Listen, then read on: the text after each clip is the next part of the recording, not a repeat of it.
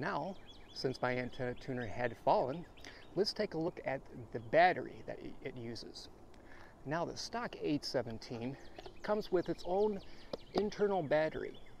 Now, the internal battery, from what users have complained in the past, is that it doesn't have enough capacity to operate the 817 with in a extended period of time. So I've opted to use a small gel cell battery, a 12 volt, 2.9 ampere hour gel cell battery, which is plenty of capacity to operate the 817 continuously for 2 hours.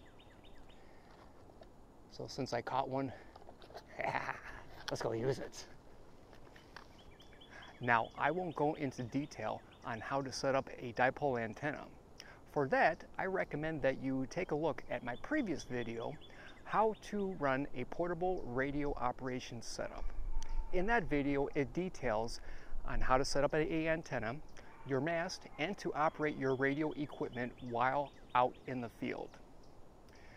But right now, let's get to the part which is very important while hiking around with your portable radio station, and that is, what antenna should I use? Now, that all depends on where your hiking location is, whether it's on trails that are in the prairie, in wide open areas, or in dense forest. For the latter, in dense forest, you can use many different things that will minimize the amount of impact upon the environment and you yourself. For that, I recommend mobile antennas mounted on the back of your backpack.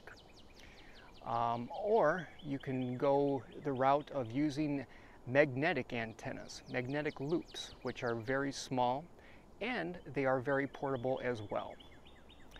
Now, if you're hiking in wide open areas on prairies, which do have trees that you can find, I recommend that you use a long wire.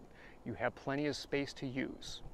Now, there are hikers who do prefer to operate as they are traveling down the trail. Some precautionary measures that you might want to consider if you're going to do that is if you are using a mobile antenna that is mounted on your backpack, you want to have a good counterpoise. Any mobile radio antenna needs an RF ground to work upon. The way to do that is to attach a long leading wire that trails behind you, and that is to ensure a relatively good RF counterpoise.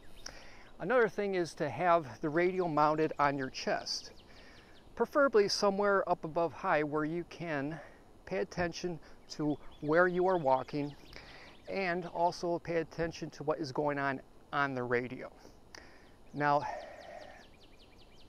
another precautionary measure is if you are using a mobile antenna mounted on your backpack, you're pretty much going to count on that you will attract these. Branches that are over ahead. And when you're traveling down the trail, it is a really big nuisance to have your mobile antenna getting caught constantly into overhead branches. So I really would prefer people do that in wide open areas like prairie lands and fields, things of that nature. You know, I think I missed that junction maybe 3 miles back.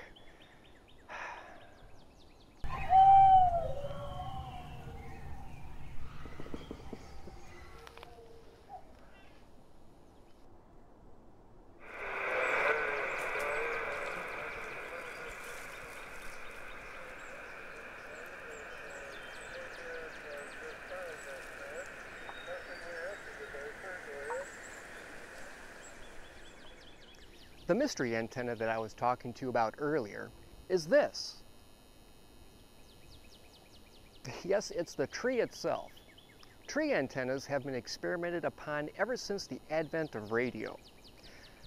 The basic concept of how a tree antenna works is that you couple the RF energy into the tree trunk itself. And the tree, through the magic of nature itself, radiates the RF energy. The way that this is done is that you use a toroidal coil that is wrapped around the tree trunk itself. And you drive either a ground rod into the ground, or you place a screw into the base of not the antenna, but into the base of the tree trunk itself. Now, experimenters, including the military, have had moderate success with a tree-style antenna. They have propagated RF energy out of deep forests, rainforest, and deep heavy woods such as this. This is an antenna that you probably would want to think about when you're out hiking around.